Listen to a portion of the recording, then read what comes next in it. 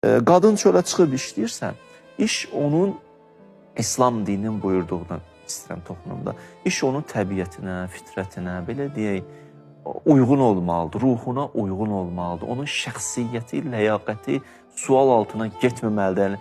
Hər işə getsin, nə olursa olsun pul qazansın, nə olursa olsun karyera qursun, nə olursa olsun bir hədəfi var ki, ora çatsın.